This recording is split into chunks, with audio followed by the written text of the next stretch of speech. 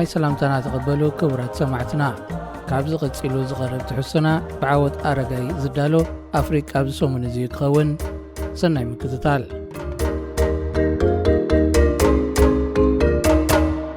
ህዝቢ ዲሞክራሲያዊት ሪፐብሊክ ኮንጎ ኣብ ልዕሊ ዓቃብ ሰላም ሰራዊት ውድብ ሕቡራት ሃገራት እምነት የብሉን።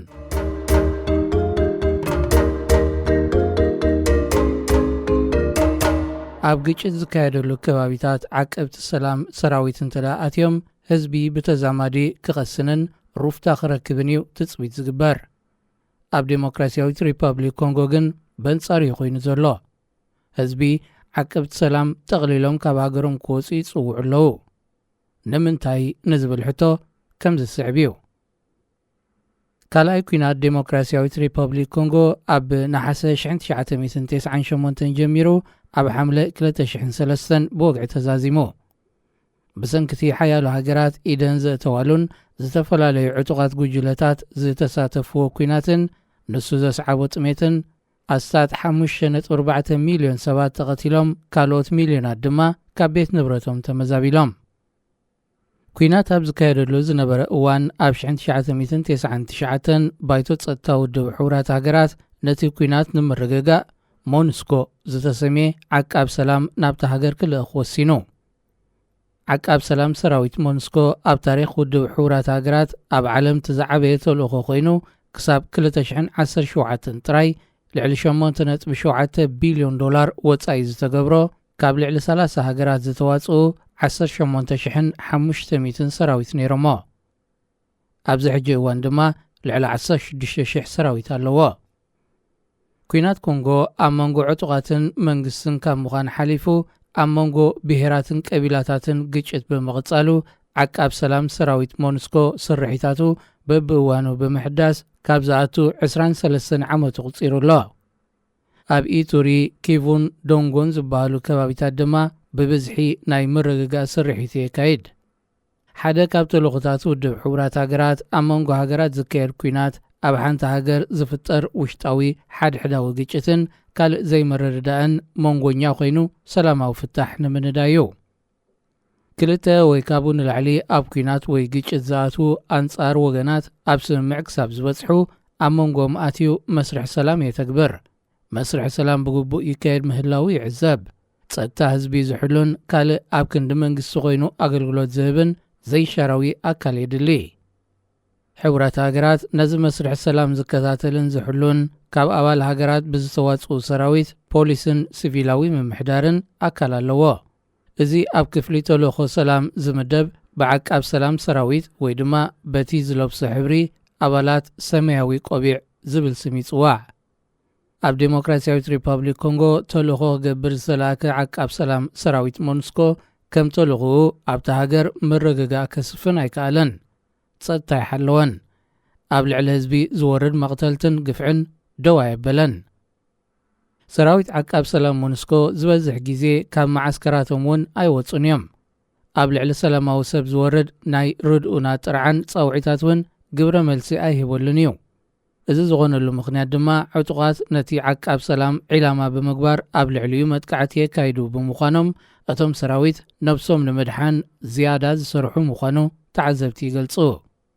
እቲ ዓቃብ ሰላም ሰራዊት ግን ንነብሱ ክከላኸል ዘይኮነ ንሰላማዊ ህዝቢ ከድሕን ናብ ኮንጎ ዝኣተወ ብምዃኑ ስርሑ ብግቡእ ይገብር የለን ብዝብል ዜጋታት ኮንጎ ክኸሱ ጸኒሖም።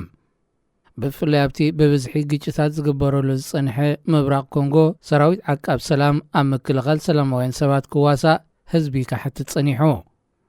ኣብ ከባቢ ከተማ ኮማ ዝቕመጡ ተወላዶ ኮንጎ ዝሓለፈ ወርሒ ናሓሰ ሒዞም ሰራዊት ዓቃብ ሰላም ሞንስኮ ካብ ሃገሮም ክወፅእ ብተደጋጋሚ ሰላማዊ ሰልፍታት ኣካይዶም። ኣብ ከባቢ ከተማ ኮማ ዝርከብ ግጭት ብቅልውላው ኪቡ ዝፍለጥ ኮይኑ ዕጡቓት ጉጅለታት ኣብ ናሓድሕዶም ይኹን ኣብ ልዕሊ ህዝቢ ተደጋጋሚ መጥቃዕትታት ዘካየደሉ ከባቢ እዩ። ዓቃብ ሰላም ካብ ሃገሮም ክወፅእ ዝጠልቡ ኮንጋውያን ኣብ ልዕሊ ሰራዊት ዓመፅን ምስንዳው እምንን ዝተሓወሶ ሰላማዊ ሰልፍታት ኣካይዶም። በዚ ምኽንያት 4 ዓቀብቲ ሰላም ክቕተሉ እንከለዉ ዓቀብቲ ሰላም ናብ ህዝቢ ብዝተኮስዎ ጥያይት ድማ ኣስታት 50 ናዕቢ ዘካይዱ ዝነበሩ ሰባት ህይወቶም ስኢኖም። በዚ ዝተቆጥዑቶም ዜጋታት ዓቃብ ሰላም ሰራዊት ጠቕሊሉ ካብ መሬቶም ከይወፀ ኣንጻሩ ዝግበር ሰላማዊ ሰልፍታት ደው ከም ዘይብሉ ሓቢሮም ኣለዉ። ዋና ጸሓፊ ውድብ ሕቡራት ሃገራት አንቶኒዮ ጉተረዝ ነቲ ጉዳይ ኣመልኪቱ ብዝሃቦ ቃል ሰላማውያን ሰባት ትዕግስቲ ክገብሩ እቶም ናብ ህዝቢ ዝተኮሱ ዓቀብቲ ሰላም ድማ ካብ ስራሕ ደው ክብሉ ጸዊዑ። ድሒሩ ድማ ጥያይት ናብ ህዝቢ ዝተኮሱ ዓቀብቲ ሰላም ነናብ ሃገራቶም ከም ዝተላእኩ ተፈሊጡ። ክልተ ካልኦት ሰላማውያን ሰባት ዝቐተሉ ዓቃብ ሰላም ድማ ኣብ ትሕቲ ቀይዲ ኣትዮም።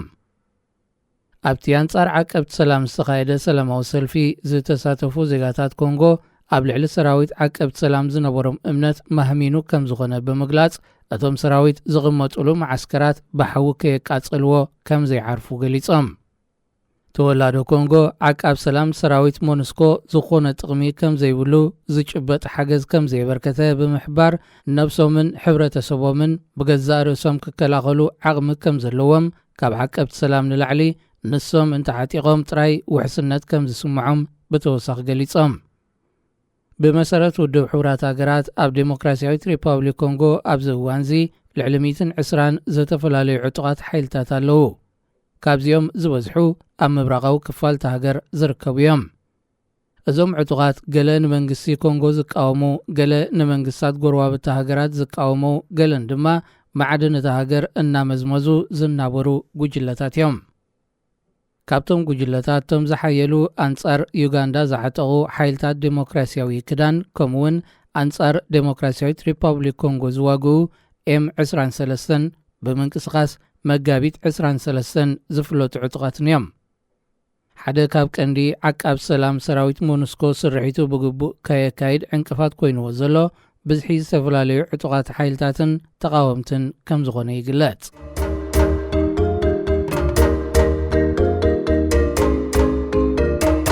ዓቃብ ሰላም ሰራዊት ብባይቶ ጸጥታ ውድብ ሕቡራት ሃገራት ተጸዊዑ ተልእኾ ዘካይድ ኮይኑ ኣብ 1945 ክምስረት እንከሎ ኣብ መንጎ እስራኤልን ሃገራት ዓረብን ድሕሪ ዝተበጽሐ ስምምዕ ተኹሲ ደው ናይ ምባል መስርሕ ሰላም ንምክትታል ናይ መጀመርያ ተልእኹ ንምፍጻም ኣብ 1948 ኣብቲ ዞባ ኣትዩ። ዓቃብ ሰላም ሰራዊት ውድብ ሕቡራት ሃገራት ካብ ዝምስረት 77 ዓመት ኣቝፂሩ ብዘሎ እዋን ዛጊት 72 ተልእኾታት ፈጺሙን ኣብ ምፍጻም ይርከብና ኣሎ። ዓቃብ ሰላም ሰራዊት ተልእኾታቱ ኣብ ሓያሎ ክፋል ዓለም ማለት ካብ ካምቦድያ ክሳብ ቦዝንያን ሄይቲን እኳ እንተካየደ መብዝሕትኡ ግን ኣብ ኣህጉር ኣፍሪቃ ይካይድዎ። ኣብ ኣህጉር ኣፍሪቃ ዴሞክራሲያዊት ሪፐብሊክ ኮንጎ፣ ሪፐብሊክ ማእከላይ ኣፍሪቃ፣ ሶማልያ፣ ሱዳን፣ ላይቤርያ፣ ኤርትራን፣ ኢትዮጵያን፣ አንጎላ፣ ሩዋንዳ፣ ቡሩንዲ፣ ሞዛምቢክን ካልኦትን ተልእኾ ዓቃብ ሰላም ሰራዊት ካብ ዝካየደለን ዘሎ ሃገራትን ክጥቀሳ ይኽእላ። ዓቃብ ሰላም ሰራዊት ኣብ ሓንቲ ሃገር ወይ ኣብ መንጎ ሃገራት ብምእታው ኣብ ዘካይዶ ስርሒት ኣብ ምትግባር ሰላም ልዑል ተራ ይጻወት ተባሂሉ ይግለጽ እኳ እንተኾነ ኣብ መብዛሕትኡ ስርሒታቱ ግን ግዜ ካብ ምንዋሕ ሓሊፉ ዘበርከቶ ፋይዳ የለን። ዞባ ዓበይቲ ቀላያት ብፍላይ ድማ ዴሞክራሲያዊት ሪፐብሊክ ኮንጎ ካብ ጥቅምቲ 1996 ክሳብ ግንቦት 1997 ከምኡ ድማ ካብ ናሓሰ 1988 ክሳብ ሓምለ 2003 ብኽልተ ዓበይቲ ኹናት ተሓሚሱ ነይሩ እዩ። እቲ ቀዳማይ ንመራሒ ነበር ሞቡቱ ሴሴ ሴኮ ንምዕላው ዝተኻየደ ነይሩ። ብኣፍሪቃዊ ቀዳማይ ኩናት ዓለም ዝብል ቅጽል ስም ድማ ይጽዋዕ። እዚ ቅጽል ስም ዝተዋህቦ እቲ ኩናት ካብ ጎረባብቲ ሃገራት ሓሊፉ ካብ ሊብያ ክሳብ ኤርትራን ክሳብ ደቡብ ኣፍሪቃን ካብ ፈረንሳ ሕቡራት መንግስታት ኣሜሪካ ክሳብ እስራኤልን ኩዌትን ዝርከቦ ሓያሎ ሃገራት ብቐጥታን ብተዘዋዋርን ኣብቲ ኩናት ኢደን ብምእታወን እዩ። እቲ ካልኣይ ኩናት ድማ ብዓብዪ ኩናት ኣፍሪቃ ዝጽዋዕ ኮይኑ ነሳት 5 ዓመት ዝተኻየደን ኣብዚ እውን ዝተፈላለዩ ሃገራትን ዕጡቓት ጉጅለታትን ዝተሳተፍዎን ፕሬዚደንት ነበር ሎረንት ደዚሬ ካቢላ ኩሎም ዝሓገዝዎ ናይ ጎረባብቲ ሃገራት ሰራዊት ካብ ሃገሩ ክወፁ ምስ ኣዘዘ ውሕስነት ዘይተሰምዖም ቀቢላታት ቱትሲ ዝጀመርዎ እዩ። ኣብቲ ቀዳማይ ኩናት ሰላማውያን ሰባት ዘጠቓለለ 250,000 ሰባት ተቐቲሎም ሚልዮናት ድማ ተመዛቢሎም ልዕሊ 250,000 ስደተኛታት ድማ ሃለዋቶም ኣይፍለጥን እዩ። ኣብቲ ካልኣይ ኩናት ድማ 5.4 ሚልዮን ሰባት መብዝሕትኦም ብዓጸቦን ሕማምን ሞይቶም 2 ሚልዮን ድማ ካብ ቤት ንብረቶም ተመዛቢሎም እዚ ሞትን ምዝባልን ድሕርቲ ብድምር 73 ሚልዮን ሰባት ዝቐዘፈ ካልኣይ ኩናት ዓለም እቲ ዝበዝሐ እዩ። ድሕሪዚ ተደጋጋሚ ኩናትን መቕዘፍቲ ህዝብን እዩ እምበር ዓቃብ ሰላም ሰራዊት ሞኑስኮ ናብ ዴሞክራሲያዊት ሪፐብሊክ ኮንጎ ዝኣተወ። ድሒሩ ዝተዘርግሐ ዜና መንግስቲ ዴሞክራሲያዊት ሪፐብሊክ ኮንጎ ዓቃብ ሰላም ሰራዊት ካብ ሃገሩ ዝወፃሉ ኣገባብ ከም ዝተዘራረበ ተገሊጹ። ፕሬዚደንት ሃገር ፌሊክስ ቲሴኬዲ ኣብ ዝሃቦ መግለጺ ናይ ህዝቢ ጻውዒት ንምትግባር እቶም ዓቃብ ሰላም ክወፁ ከም ዘለዎም ነዚ ንምትግባር ድማ ምስ ላዕለዋይ ቤት ጽሕፈት ውድብ ሕቡራት ሃገራት ክዘራረብ ምዃኑ ሓቢሩ።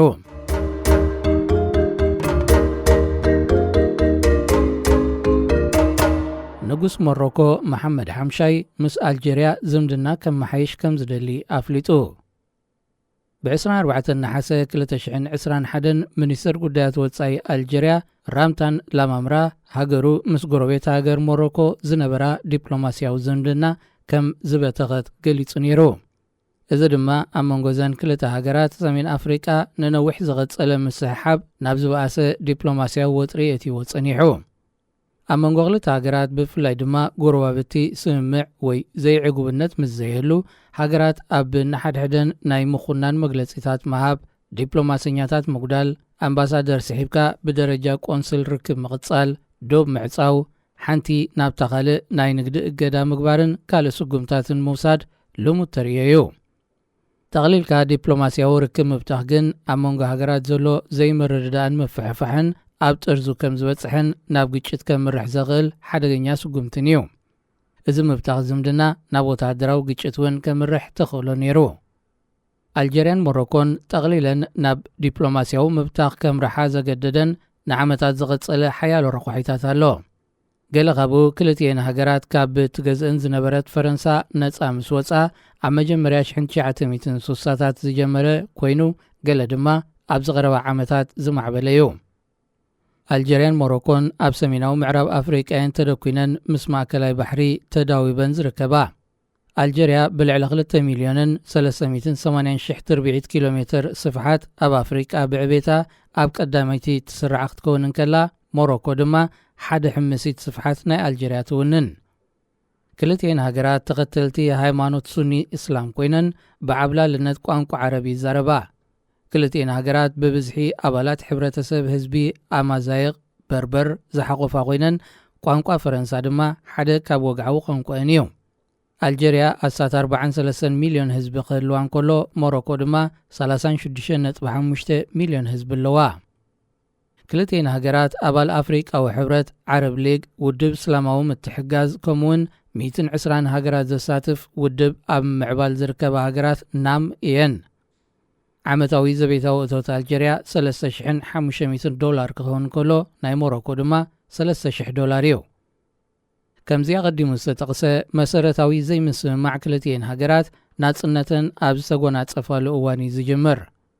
ሞሮኮ ኣብ 1956 ድሕሪ ናይ 44 ዓመት ናይ ሞግዚይነት መግዛእቲ ናጽነታ ተጎናጺፋ። 6 ዓመት ድሕሪ ሓያል ቃልስን ግጭትን ኣልጀርያ ኣብ 1962 ካብ መግዛእቲ ፈረንሳ ወፂያ ናጻ ሃገር ኮይና። ጅምር ከየበላ ሞሮኮ ክልተ ቲንዱፍን ቤቻርን ዝተባሃላ ኣውራጃታት ብዘይፍትሓዊ ገባብ ብፈረንሳ ንኣልጀርያ ተዋሂቡ ክትብል ተቃውማ ክትገልጽ ጀሚራ። ኣብ 1963 ድማ ንኣልጀርያ ወሪራታ። በዚ ምኽንያት ክልቲአን ሃገራት ኣብ ናይ ሑፃ ኩናት ወይ ሳንድ ዎር ዝተሰምየ ሓፂር ወታደራዊ ግጭት ኣምሪሐን። እዘን ክልተ ኣውራጃታት ኣቐዲመን ቅድሚ መግዛእቲ ፈረንሳ ጽልዋ ናይ ሞሮኮ ዝነበረን ክኾና እንከለዋ ድሕሪ ምምጻእ ፈረንሳ ብዝተገብረ ስምምዕ ድማ ማይ ዘይብለን ኣብ ምድረ በዳ ዝተደኮና ኣብ ልዕሊ ምዃንን ብዙሕ ሰብ ዘይቅመጠለን ስለ ዝነበራ ዶባተን ብግቡእ ኣይተሓንጸጸን። ኣብ ርእሲ እዚ እተን ኣውራጃታት ምድረ በዳውያን ብምዃነን ዝግደሰለን ኣካል ኣይነበረን። ሞሮኮን ፈረንሳን ኣብ ዝገበርኦ ናይ ዶብ ስምምዕ እውን ቅጥዒ ብዘይነበሮ ኣገባብ ሸለል ተባሂለን ተሓሊፈን ነይረን። ድሕሩ ኣብዘን ኣውራጃታት ዕቑር ማዕድን ኣሎ ምስ ተባሃለ ግን ናይ ግጭት ማእከል ኮይነን። ብዝተኻየደ ስምምዕ ሞሮኮ ናይተን ኣውራጃታት ናይ ይብፅሓኒ ሕቶ ኣወንዚፋቶ እኳ እንተኾነት ጽልዋቲ ግጭት ግን ክሳብ ዕለተ ሎሚ ኣይገደፈን ዘሎ። ካልእ ንክልቲአን ሃገራት ናብ ምስሕሓብ ዘእተወ ጉዳይ ምዕራብ ሰሃራ ማለት ሳሃራዊ እዩ። ምዕራብ ሰሃራ ግዛት እስጳኛ እዩ ነይሩ። 1970ታት ኣብ ትሕቲ መግዛእቲ ዝነበረ ሃገራት ካብ መግዛእቲ ናጻ ክኾና ብውድብ ሕቡራት ሃገራት ጎስጓስ ተጀሚሩ። ኣብ እስጳኛ ዝገዝእ ዝነበረ ውልቀ መላኺ ፍራንሲስኮ ፍራንኮ ድማ ክፈርስ ጀሚሩ። ከምኡውን ዕጡቓት ፖሊሳርዮ ኣብ ልዕሊ እስጳኛ መጥቃዕቲ ክገብሩ ብምጅማሮም ኣብ 1975 እስጳኛ ካብ ግዛት ምዕራባዊ ሰሃራ ጠቕሊላ ክትወፅእ ወሲና። ብኡንብኡ ሞሮኮን ሞሪታንያን ምዕራብ ሰሃራ ይብፅሓናዩ ናብ ዝብል ምስሕሓብ ኣምሪሐን። ሰሃራውያን ብወገኖም ንናጽነት ሃገሮም ኣቐዲሞም ዘቖምዎ ግንባር ሓርነት ምዕራብ ሰሃራ ፖሊሳርዮ ኣሓይሎም ቀጺሎሞ። ኣብዚ ጉዳይ እዚ ኣልጀርያ ንግንባር ፖሊሳርዮ ወተሃደራውን ቁጠባውን ሓገዝ ክትገብረሎም ጀሚራ ጥራይ ዘይኮነ ክሳብ ለይቲ ሎሚ ላዕለዎት ሓለፍቲ እቲ ግንባር መሬት ኣልጀርያ እዮም ዝጥቀሙ። ኣብ መንጎ ሞሮኮን ግንባር ፖሊሳርዮን ኣብ 1991 ተበፂሑ ዝነበረ ስምምዕ ድሕሪ 29 ዓመታት ድሕሪ ምፍራሱን ሕጂ እውን ኣልጀርያ ነቲ ግንባር ትሕግዝ ብምህላዋ ኣብ መንጎ ኣልጀርያን ሞሮኮን ዝነበረ ምጉጣይ ነዳዲ ወሲኹሉ እዩ። ኣብ 1988 ክልቲአን ሃገራት ዲፕሎማስያዊ ዝምድነአን ሙሉእ ብምሉእ ናብ ንቡር ክመልስኦ ተሰማሚዐን ነይረን። እንተኾነ ኣብ 1994 ኣልጀርያ ምስ ሕሉፋት ሃይማኖታውያን ኣብ ተካይዶ ዝነበረት ኩናት ሓድሕድ ክልተ ዕጡቓት ኣልጀርያውያን ናብ ሞሮኮ ብምእታው ኣብ ሓደ ሆቴል ብዝገበርዎ መጥቃዕቲ ክልተ እስጳኛውያን በጻሕቲ ሃገር ተቐቲሎም። ከም ውጽኢቱ ሞሮኮ ዝኾነ ይኹን ኣልጀርያዊ ናብ ሃገራ ብዘይ ቪዛ ከይኣቱ ኸልኪላ። ኣልጀርያ ብወገና ነቲ ናይ ቪዛ ቅጥዒ ብምቅዋም ዶባት ክልቲአን ሃገራት ክዕጹ ኣዚዛ። ኣብ 1994 ዝተዓጽወ ዶብ ዳግማይ ክሳብ ሎሚ ኣይተኸፍተን።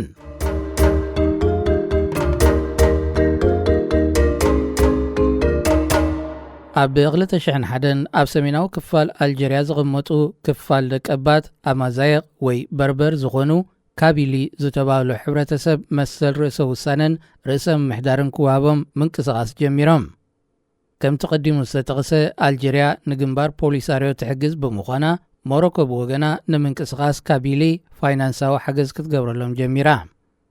ደቀባት ኣማዛየቕ ብሓፈሻ ናይ ገዛ ርእሶም ቋንቋ ዘለዎም ኮይኖም ብዓረባውነት ተወሪርና ቋንቋና ምስ ዓረብ ማዕርነቱ ይተሓልወን ኣብ ዝብል ብሄራዊ ቓልሲ ካብ ዝጽመዱ ነዊሕ ኣቝፂሮም እዮም። ኣልጀርያ መሰል ማሕበረሰብ ኣማዛየቕ ንምሕላው ሓያሎ ለውጥታት ከም ዘተኣታተወት ብምግላጽ ንምንቅስቓስ ካቢሊ ግብረ ሽበራዊ ጉጅለ ክትብል ኣብ መዝገባ ስፊራቶ እያ። እዚ ከምዚ ኢሉ እናሃለወ ኣብ ዓመተ 2020-2021 ኣብ መንጎ ክልቲአን ሃገራት ዝነበረ ምስሕሓብ እናነሃረ መጺኡ። ግንባር ፖሊሳርዮ ኣብ ልዕሊ ሞሮኮ መጥቃዕቲ ከካይዱ እንከለዉ ሞሮኮ ንኣልጀርያ ትኸስስ። ኣልጀርያ ብወገና ምንቅስቓስ ካቢሊ ግብረ ሽበራውያን ኢላ ሰሚያቶም ክነሳ ሞሮኮ ምሕጋዞም መቕጻላ ወጥሪ ኣብ ልዕሊ ወጥሪ ተደራሪቡ። ኣብ ርእሲ እዚ ካልእ ነዳድን ክውሰኾ ኣብ ታሕሳስ 2020 ምምሕዳር ዶናልድ ትራምፕ ምዕራባዊ ሰሃራ ከም ኣካል ሞሮኮ ኣፍልጦ ሂብዎ። ምምሕዳር ትራምፕ ነዚ ኣፍልጦ ዝሃበ ግን ብዘይ ዝኾነ ምሳያ ኣይነበረን። ኣምሳያ ኣፍልጦ ምዕራብ ሰሃራ ሞሮኮ ብወገና ንእስራኤል ከም ሃገር ክትፈልጣ ምስኣ ዝምድና ክትገብር እዩ ነይሩ ትስምምዕ። ሞሮኮ ነዚ ስምምዕ ክትገብር ዓይናይ ሓስየትን። ንእስራኤል ኣፍልጦ ክትባ ጥራይ ዘይኮነ ክልቲአን ሃገራት ኣብ አንጻር ሃገር ኤምባሲታት ክኸፍታውን ተሰማሚዐን እየን። ንነዊሕ ዓመታት ተጠባቒት መሰል ርእሰ ውሳኔ ፍልስጤም ኮይና ዝሰርሐት ኣልጀርያ ሃገራት ዓረብ ብሓፈሻ ብፍላይ ድማ ሞሮኮ ምስ እስራኤል ዝምድና ምምስራታ ፍጹም ኣይተዋሕጠላን። ኣልጀርያ ኣብ ካርቱም ዝተበጽሐ 3 ኣይፋል ዘይምትግባሩ ብትረኾኒና ጽዮናዊት ንዝበለታ እስራኤል ናብ ዶባታ ከይተቐርባ ጠንቂቓ። ሞሮኮ ምስ እስራኤል ዝምድና ምግባራ ጥራይ ክያክል ብእስራኤል ተማሂዙ ዝሽየጥ ፔጋሱስ ዝተባህለ ናይ መራኸቢታት ስልያዊ ሶፍትዌር ትጥቀም ከም ዘላ ክትግልጽን ኣብ ልዕሊ ሰበስልጣናት ጥቀመሉ ከም ዘላ ኣልጀርያ ክትከስስን ጸኒሓ። ናይ ስልያዊ ሶፍትዌር ፔጋሱስ ናይ ቴሌፎንን ኮምፒውተርን ጻውዒት ጽሑፋትን መልእኽታትን ዝሰርቕ ናይ ቴሌፎናት ፓስወርድ ሴሩ ካሜራን ማይክሮፎንን ዝቆጻጸር ተጠቃሚ ቴሌፎን ኣበይ ከም ዘሎ ዝሕብር ቴክኖሎጂ ብምዃኑ እሞ ድማ ሞሮኮ ክትጥቀመሉ ብምጅመራ ንኣልጀርያ ስጋት ፈጢሩላ። በዝን ካልእን ምኽንያታት ኣብ ኣልጀርያን ሞሮኮን ዝጸንሐ ዝምድና ን50 ዓመታት ዝጸንሐ ዝሑል ኩናት ኣሎ። እንተኾነ እዚ ናይ ነዊሕ ዓመታት ምስሕሓብ ኣብ መደምደምታ ክበጽሕን ብሰላም ክፍታሕን ተስፋታት ይርአ ኣሎ። እዚ ዝኾነሉ ምኽንያት ንጉስ ሞሮኮ መሐመድ ሓምሻይ ሃገሩ ምስ ኣልጀርያ ዘለዋ ዲፕሎማስያዊ ምስሕሓብ ብሰላማዊ መገዲ ክትፈትሖ ከም እትደሊ ድሕሪ ምግላጽ እዩ። ንጉስ መሐመድ ሓምሻይ ኣብ ዝሃቦ መግለጺ ክልቲኡ ህዝብታት ሞሮኮን ኣልጀርያን ኣሕዋት ህዝቢ እዩ፣ ብታሪኽ እውን ዝተኣሳሰረ እዩ፣ መጻኢኡ ድማ ሓደ ስለ ዝኾነ ዘሎ ምስሕሓብ ብሰላማዊ መገዲ ክፍታሕ እንኮ ምርጫ ከም ዝኾነ ገሊጹ። እቲ ደቀባት ኩሎም ምትእስሳር ከም ዘለዎም ዝገለጸ ንጉስ ብፍላይ ኣብ ዶብ ክልቲአን ሃገራት ዘሎ ህዝቢ ንኣማይቲ ዓመታት ዝቐጸለ ብዙሕ ዘተኣሳስር ከም ዘለዎ ብሰንኪ ምስሕሓብ ክልቲአን ሃገራት ዶባት ተዓጽዩ ህዝቢ ክፈላለ ንቡር ከም ዘይኮነ ሓቢሩ።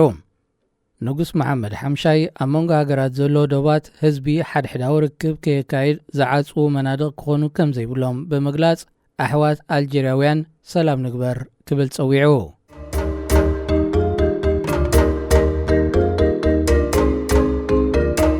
ተወሳኺ ኣብ ወርሒ ታሕሳስ ናይዚ ዓመት እዚ ቁፅሪ ብዝሒ ህዝቢ ዓለም 8 ቢልዮን ክበጽሕ ምዃኑ ውድብ ሕቡራት ሃገራት ኣብ ዘውፅኦ ጸብጻብ ገሊጹ።